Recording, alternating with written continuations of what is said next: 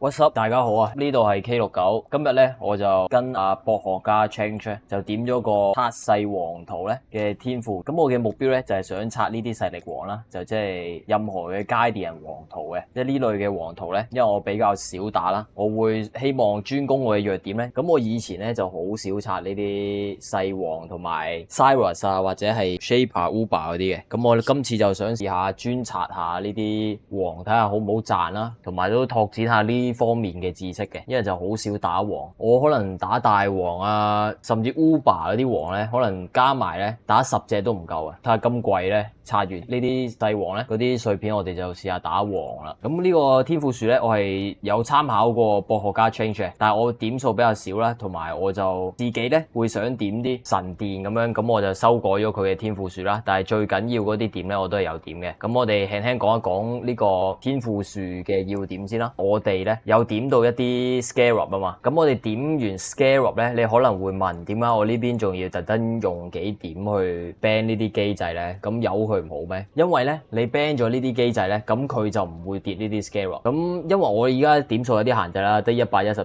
啫，跟住落嚟我會點埋其他嘅機制嘅，就淨係留翻我哋想 farm 嘅 Scarab。呢邊咧最緊要係呢啲加1 tier 嘅點啦，我呢邊2點都會攞晒嘅，跟住就會攞呢啲加地圖嘅持續效果啦。跟住我哋嚟講一講我哋最主要係玩啲咩啦。咁首先係火王啦，火王咧我哋會點咗一啲係關於 Altar 嘅。咁 Altar 呢點咧就會令我哋遇到火王嗰啲怪一生出嚟咧，就有50% 機會咧，即係有一半嘅機會咧，幫一個 Altar 出嚟俾我哋撳嘅。跟住咧呢啲都係加火王嗰啲 pack size 啦。跟住咧就會有一個係我哋嘅地圖咧，即係我哋開圖嗰陣時咧，有機會會有 double progress。double progress 係咩意思咧？咁我哋遇見咗28個嘅火王呢啲細怪咧，先會有一個門票啊嘛。咁如果我哋有 double progress 嘅話咧，就即係講緊我哋可能依家係1啦。咁我哋打完一張圖之後變成3嘅，就即係我哋平時打一張圖變成1格啊嘛，佢就有機會變成2格，就可以令我哋快啲拆到呢個火王嘅門票嘅。跟住我哋繼續講解呢個天賦樹啦。咁呢度落嚟咧都攞一攞。咁呢啲細點係火王嗰堆怪嘅 pack size 啦。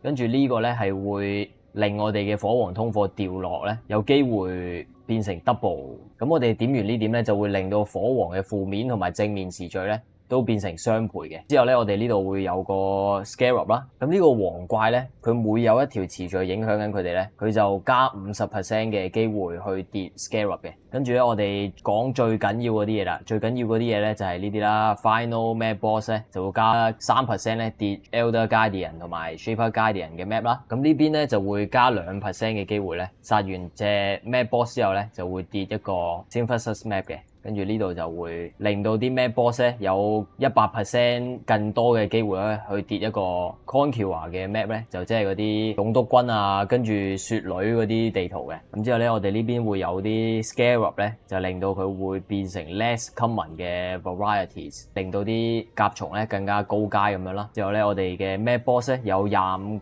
嘅機會咧去跌一個額外嘅 Scarab 嘅。跟住我哋點咗啲神殿嘅出現機率啦，咁跟住呢啲都係一啲神殿嘅效果啊，同埋持續時間，呢個都係持續效果同埋多一個神殿嘅。好啦，咁我哋嚟講解下咧，我哋地圖嘅選擇方面啦。咁我哋地圖呢邊咧已經使咗50張一樣嘅地圖啦。咁你哋估下係啲咩地圖？咁其實就係 City Square 啦，就係沙田嘅新城市廣場啊。咁新城市廣場有啲咩好咧？有2樣嘢好嘅。佢第一，好快行到去王房，基本上佢嘅王咧唔喺房入面嘅，佢就喺新城市廣場中間嗰度嘅啫。跟住咧，第二樣好咧就係佢有3隻王。咁我哋直接開一場，唔講太多啊。見到啦，擺完張圖落去，我點金咗啊嘛，冇詞我係唔打得嘅，我唔打得 refresh 詞啦，同埋冇回嘅詞我都唔打嘅。咁我就篩走咗呢2條。跟住咧，我哋就撳火王，開圖就係咁簡單啦。點金完之後火王撳，跟住直接打，我哋直接衝王房嘅。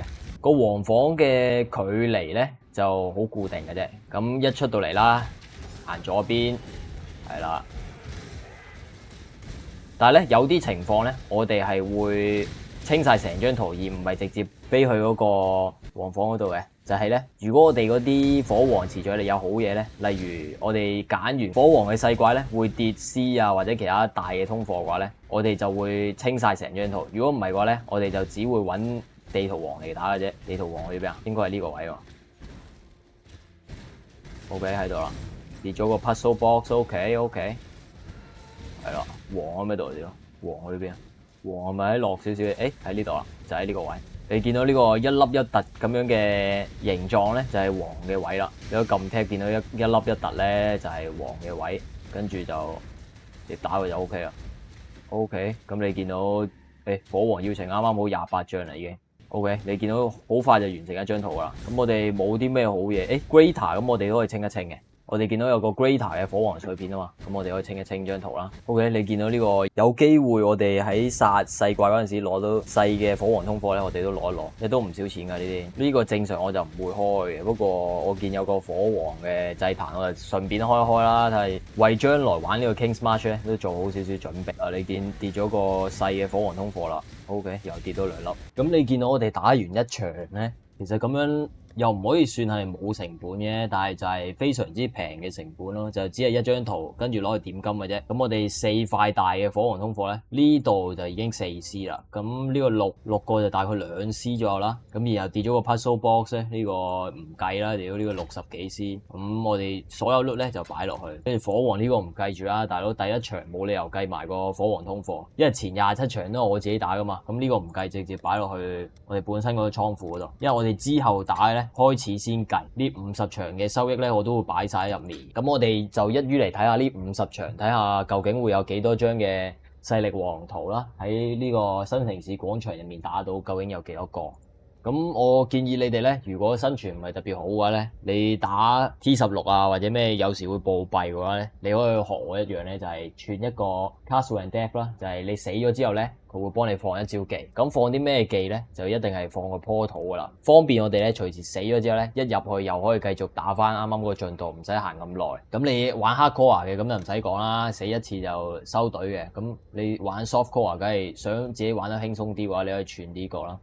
特別係防禦面冇咁好嗰陣時，因為呢個係非常之舒服嘅。咁我哋呢條片就去到呢度啦。我呢個簡單嘅策略咧就分享俾大家。咁呢個策略咧，其實我都係抄人阿 Change 嘅片嘅啫，因為我就一樣係想攞呢啲勢力王啊，同埋嗰啲 J-Power 或者 Elder 嘅 Guardian 圖咧，跟住俾我下一步咧就用嗰個 Maven 嘅 Invitation 咧，即係見證住咧，咁我就係咁刷嗰啲勢力王圖去試下做一個不斷咁去打王嘅策略嘅啫。咁我哋今次呢個分享咧就去到呢度。呢50場咧，我打完我會再拍條片同大家分析下嗰個收益同埋勢力王圖究竟有幾多張嘅。咁我哋下條影片再見，多謝收睇，拜拜。